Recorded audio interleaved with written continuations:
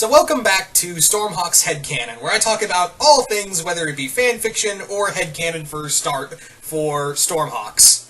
I almost said Star Wars headcanon, but that's actually close to what we're talking about, because today we're talking about a Stormhawk's headcanon set in the Star Wars universe. So, yeah, this is going to be fun, guys. This is going to be a lot of fun, and I can't wait to share this with you guys. So anyway, let's get started. So, in this Stormhawks AU set in the Star Wars universe, this is set in the 20-year gap between Revenge of the Sith and A New Hope. And a little more into it, this is about 3 years into the rule of the Empire. The Empire, it's at its height. There are a lot of planets still under Imperial, several worlds are trying to fight against Imperial World, but it's like, it's kind of useless, really. So, the Empire is pretty much at its height, and will be for another 20 years until, boom goes the Death Star. But, anyway, so, in here, there's a lot of changes in here, so let's get started. And the main focus of this is Dark Ace and Piper. And no, this is not a Dark Ace X Piper story, so don't worry about that. Anyway, so let's talk a bit about Dark Ace first. Now, Dark Ace in this story was a Jedi who was actually at the battle at the fall of the Jedi Temple during Order 66, when Anakin, now named Vader, along with the 501st, marched into the Jedi Temple and slaughtered them all. So, excuse me. So Dark Ace was at first trying to fight the hordes of clones, but when he saw all these Jedi dying, all of these other, all of this just chaos all around, he was like, better beat if you can't beat him, join him. So that was kind of his thing. He even turned on several other Jedi and killed them as well. So he became one of the first Inquisitors, and he was a very adept in the Force, but he was going to get the Grand Inquisitor title, but he lost it to, of course, the Grand Inquisitor from Star Wars Rebels. But he always wanted to get not only to be Grand Inquisitor, but also to be a true Lord of the Sith. So, one day, when he was out on a mission hunting for rumors of a Jedi, but he couldn't find any, he came across an old Jedi temple. And what he finds is a relic. A relic of a crossguard lightsaber. Doesn't work, but he takes the crystal anyway and puts it in his own lightsaber. And what happens is, not only does he's managed to use this crystal, this Kyber crystal, but also reawakens the spirit of its owner, Cyclonus. Yep, in this continuity, Cyclonus is a spirit. She is a spirit of a Sith Lord from the Old Republic era, who pretty much died trying to do a raid on this Jedi temple. She was killed because she wanted the secrets of a Jedi holocron, but she couldn't do it. She got killed, and her soul was trapped inside her Kyber crystal. So now she's connected to Dark Ace, and she swears, "Hey, I can help you learn some true power I can show you the true power of the dark side. Then not only will you need to become Grand Inquisitor, you can become a true Sith Lord. And you could probably rule the galaxy with me at your side, just saying." So Dark Ace takes that under advice and becomes her apprentice.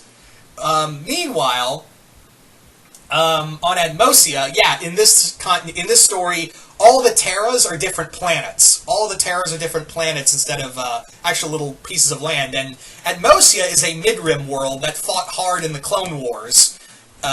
It was like Kashyyyk. It was a system the Republic couldn't afford to lose. Now, on that planet of Atmosia, we have, of course, Piper, Finn, and Arrow. And if you're wondering, no, Arrow and Finn are not Force-sensitive. Piper, however, is.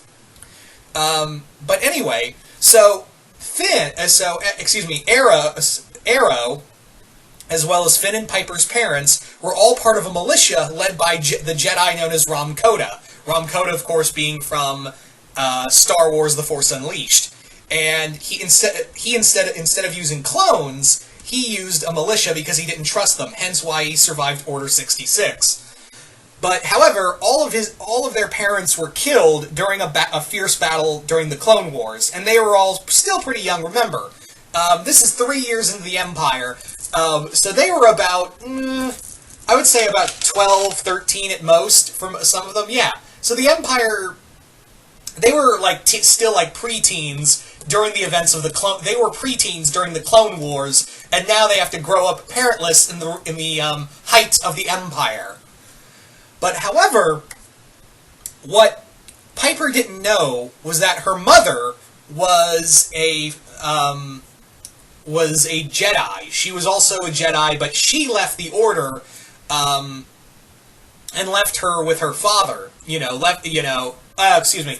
She left him alone after her father died because she couldn't really, she was afraid that if she stayed and, raised her daughter, that not only would she be killed, but also her daughter be killed or turned to the dark side by Vader. So she had to leave her daughter behind, run off to the farthest reach of the galaxy. Didn't really help because Vader found her and kind of fucking killed her. So Piper was left alone and, had to live on the streets with Finn and Arrow.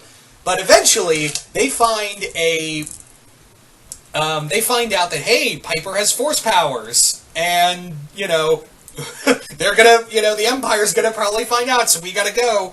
And Dark Ace is tasked with finding this child of the Force, and bring her, either turn her or kill her. That is the rule. So, when Dark Ace is hunting them, they go to Stork, who in this is like, he's I wouldn't say smuggler, but more like he's just trying to get away from everybody, because Merb, as well as it is the Terra, Merb's a pretty shit planet. So they ask him for help, and eventually they find their way. They also encounter Junko, who in this continuity is a co-pilot for Stork, and also his muscle and bodyguard.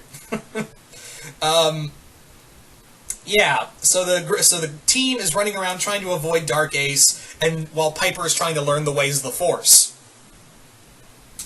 So there you go. That was kind of the gist of the story right there. In terms of other characters that were out there, you have Starling, who was a Jedi. She was a Padawan, and she was very close to becoming a Jedi Knight. But Order 66 happened, and she never got the full rank of being a Jedi. So they have to go. So Piper goes to find Starling to help train her. You also have the Raptors, who are, in this continuity, good guys, because Bo-Katan, much like has been dominated by the Empire, and they are getting their ass handed to them. So Repton is a runaway king, and his brothers are all pretending to be bounty hunters, but in reality they're like a rebel cell. They're a rebel cell, and Repton is the true king of Bo-Katan, but he doesn't know if he wants to go back and rule, because, yeah, fighting the Empire seems kind of fruitless, so better to be a bounty hunter than a dead king. And Starling's with them, but she's like, look, and she's also like, look, the Jedi lost, I lost friends and family. Well, not family, but I lost friends. The Republic I fought for turned out to be ruled by a Sith Lord. What the fuck happened? I'm done.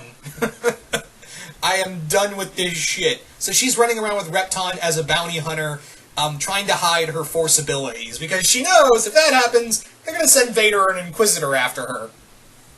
So she's very hesitant and she didn't even, complete the Jedi trials to become a true Jedi Knight. So she's like, I don't fucking know if I can train you to begin with.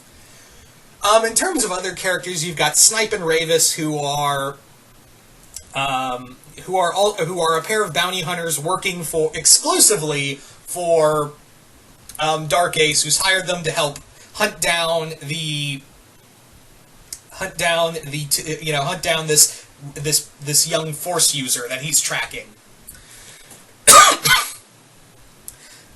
So that was kind of that was the vast majority of the major characters for the most part.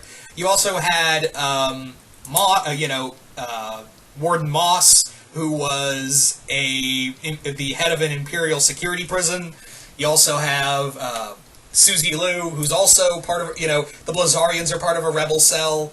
But they're actually more like smugglers than anything else, than actual outright rebels. You have to understand that the first 3 years of the rebellion, it wasn't exactly like a united force yet. So there, there were some things that people were like, don't know if we can,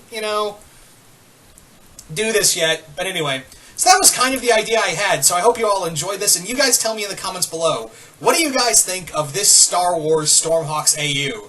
Do you guys like it? Do you guys hate it? Just comment below, let me know. And once again, hope you all enjoyed this, and I will see you guys later.